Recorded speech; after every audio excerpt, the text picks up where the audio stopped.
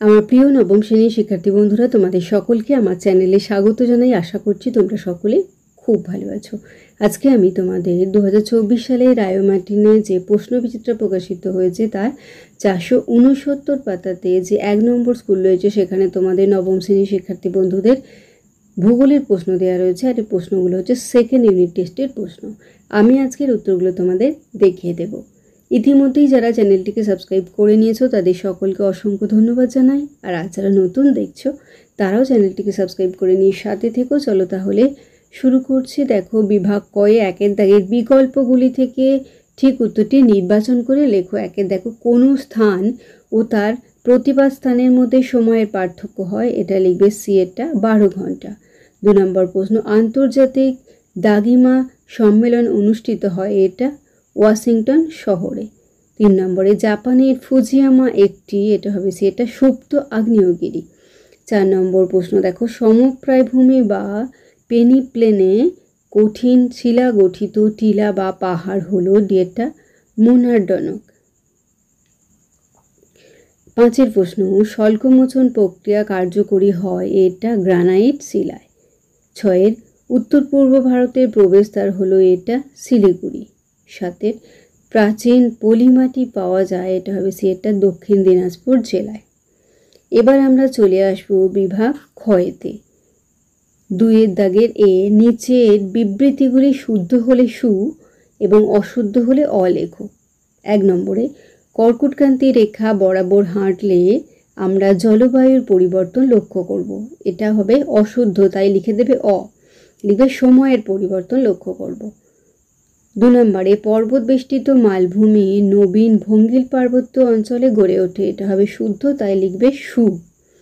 3-এর, পুঞ্জিত ক্ষয় একটি ক্ষয়ীভবন প্রক্রিয়া, এটা হবে অশুদ্ধ, অ লিখবে অবরোহণ প্রক্রিয়া।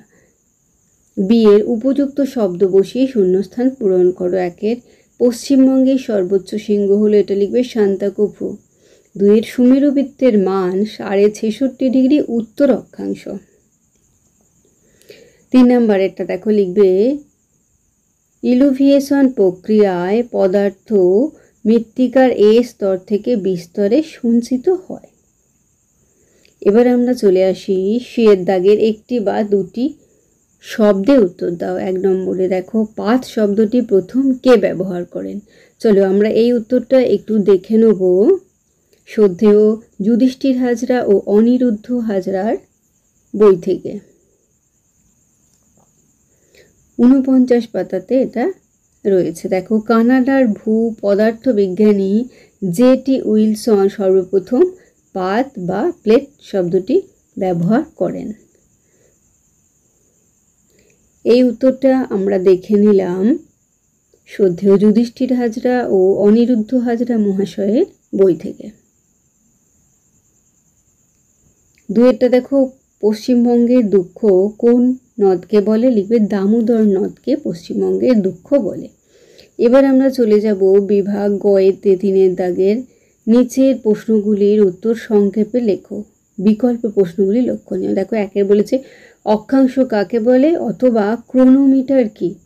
চলো আমরা একটু দেখে নিই অক্ষাংশ কাকে বলে।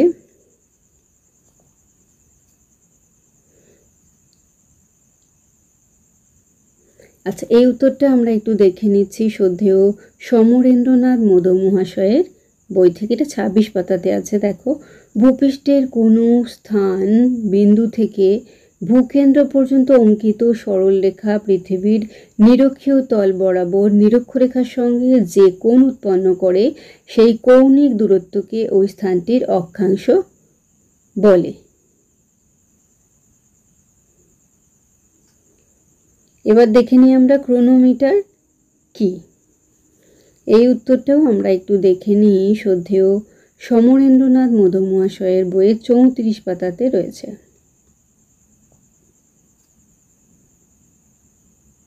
দেখো, গ্রিক শব্দ ক্রোনোস হচ্ছে সময় আর মিটার হচ্ছে যন্ত্র, অর্থাৎ সময় জ্ঞাপক যন্ত্র। যে সময় নির্ণয়কারী যন্ত্র বা ঘড়ি গ্রিনিচের সময় সর্বদা সঠিকভাবে নির্ধারণ করে তাকে ক্রোনোমিটার বলে।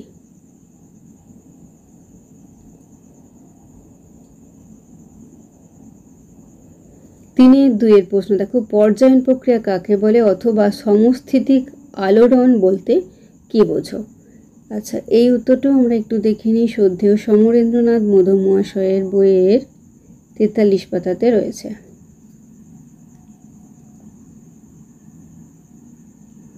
পর্যায়ন প্রক্রিয়া, এই যে দেখো,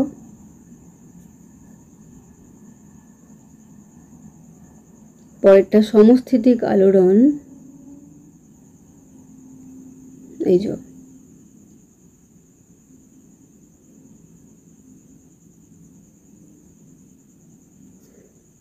তিনের দাগে 3 নম্বর প্রশ্ন, রেগোলিথ কি অথবা আবহবিকারের দুটি ফলাফল লেখো। এই উত্তরটাও আমরা একটু দেখে নিই। শ্রদ্ধেয় সমরেন্দ্রনাথ মোদক মহাশয়ের বইয়ের 71 পাতাতে দেখো।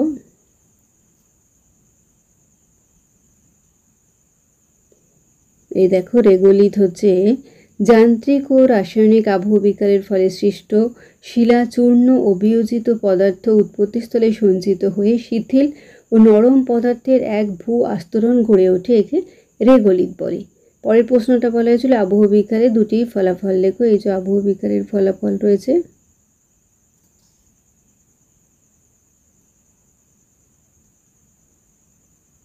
তোমাদের যে কোনো দুটি লিখতে বলা হয়েছে, এ থেকে তোমাদের পছন্দ মতো দুটি তোমরা লিখে নিও।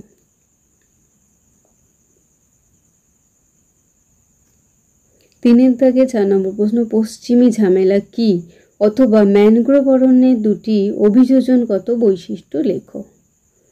আচ্ছা, এই উত্তরটা একটু আমি তোমাদের রায় মার্টিনের বই থেকে একটু দেখিয়ে দিচ্ছি। দেখো,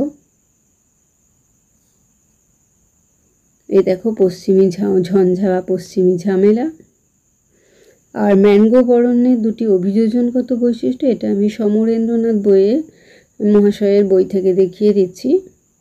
138 পাতাতে রয়েছে। এই যে ম্যানগ্রোভ উদ্ভিদের, এই যে দেখে নাও, এটা আমি দেখিয়ে দিচ্ছি শ্রদ্ধেয় সমরেন্দ্রনাথ মোদক মহাশয়ের বইয়ের 138 পাতা থেকে।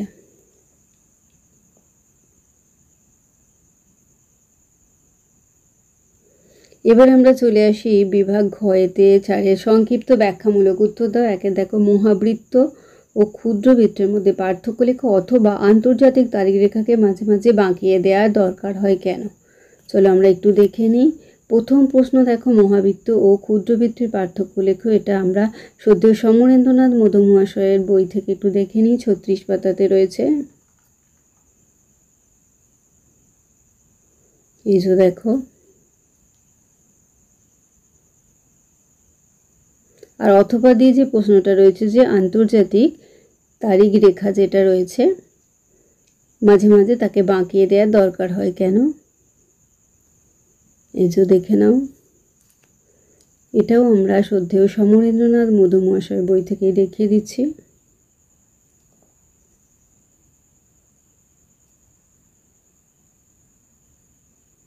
দুইয়ের প্রশ্ন দেখো, অন্তর্জাত ও বহির্জাত প্রক্রিয়ার পার্থক্য লেখো অথবা কোন আগ্নেয়গিরিকে ভূমধ্যসাগরীয় আলোকস্তম্ভ বলা হয় ও কেন।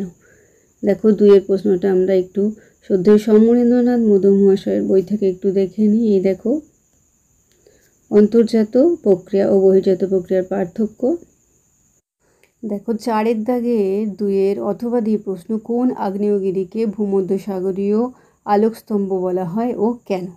তোমরা লিখবে যে ভূমধ্যসাগরে অবস্থিত লিপারি দ্বীপের স্তম্ভলিকে ভূমধ্যসাগরের আলোকস্তম্ভ বলা হয়, কারণ ভূমধ্যসাগরে অবস্থিত লিপারি দ্বীপের স্তম্ভলি হলো একটি জীবন্ত আগ্নেয়গিরি।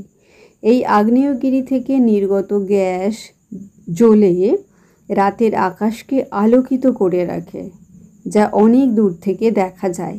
আর এই কারণে স্তম্ভলিকে বলা হচ্ছে, স্তম্ভলি আগ্নেয়গিরিকে বলা হচ্ছে ভূমধ্যসাগরীয় আলোক স্তম্ভ। দেখো, 4-এর দাগের 3-এর প্রশ্ন, আবহবিকার ও ক্ষয়ীভবনের মধ্যে পার্থক্য লেখো অথবা বরফ কেলাস আবহবিকার কোন অঞ্চলে কার্যকরী হয় ও কেন। চলো আমরা একটু দেখে নিই আবহবিকার ও ক্ষয়ীভবনের মধ্যে পার্থক্য। এটা আমরা রায় মার্টিনের বই থেকে একটু দেখে নিই। একটু দেখো,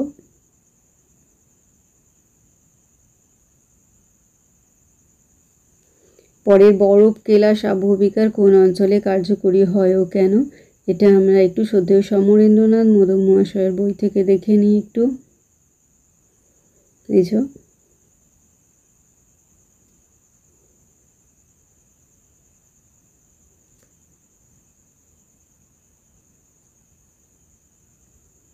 পরের প্রশ্নে আমরা চলে যাই 4-এর দাগে। 4-এর প্রশ্ন, উত্তরবঙ্গের নদ নদীর বৈশিষ্ট্য লেখো।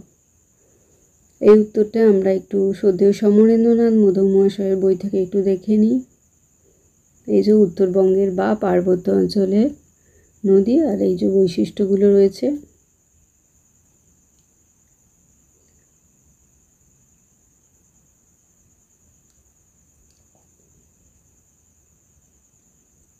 আর অথবা দিয়ে প্রশ্নটা দেখো, পশ্চিমবঙ্গের গ্রীষ্মকাল আর্দ্র ও শীতকাল শুষ্ক কেন?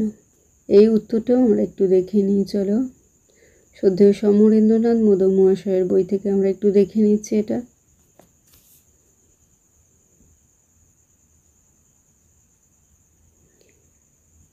এবার আমরা চলে যাই বিভাগ মুম্বাইতে। দেখো 5-এর যে কোনো একটি প্রশ্নের উত্তর দাও। 1-এর প্রশ্ন, চিত্রসহ প্রধান 2 প্রকার মালভূমির উৎপত্তি বর্ণনা করো।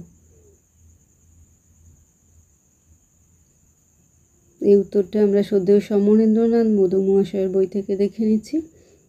দেখো, পর্বত বেষ্টিত মালভূমি, চিত্র অঙ্কন করে দেবে। এই যে রয়েছে এখানে, উৎপত্তি বর্ণনা করবে। তারপর লাভা মালভূমি রয়েছে, চিত্র অঙ্কন করবে, সেই সঙ্গে এর উৎপত্তি বর্ণনা করে দেবে, লিখে। 5-এর 2-এর প্রশ্ন দেখো, পশ্চিমবঙ্গের জলবায়ু নিয়ন্ত্রক সমূহ আলোচনা করো। এটা শ্রদ্ধেয় সমরেন্দ্রনাথ মোদক মহাশয়ের বইয়ে 129 পাতাতে পেয়ে যাচ্ছ। এই যে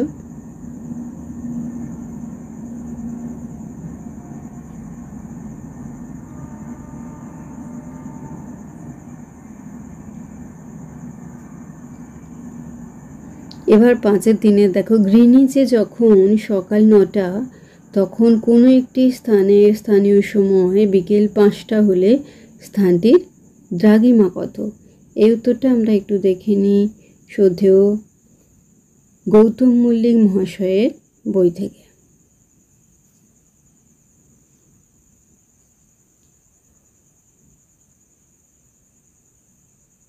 তাহলে আমার প্রিয় নবম শ্রেণীর শিক্ষার্থী বন্ধুরা, আজকে তোমাদের আমি 2024 সালের রায়োমার্টিনে যে প্রশ্নবিচিত্রা প্রকাশিত হয়েছে তার 469 পাতাতে যে 1 নম্বর স্কুল রয়েছে সেখানে তোমাদের নবম শ্রেণীর সেকেন্ড ইউনিট টেস্টের ভূগোলের প্রশ্ন দেওয়া রয়েছে। আমি এর উত্তরগুলো আজকে দেখিয়ে দিলাম। আশা করছি সকলেই বুঝতে পেরেছো। ভিডিওটি দেখার জন্য তোমাদের সকলকে অসংখ্য ধন্যবাদ জানাই। ভালো লাগলে লাইক করো, কমেন্ট করো, বন্ধুদের মধ্যে শেয়ার করো। আর আগামী দিনে নতুন নতুন ক্লাসগুলো পাওয়ার জন্য অবশ্যই চ্যানেলটিকে সাবস্ক্রাইব করে নিয়ে সাথে থেকো। তোমরা সকলে খুব ভালো থেকো।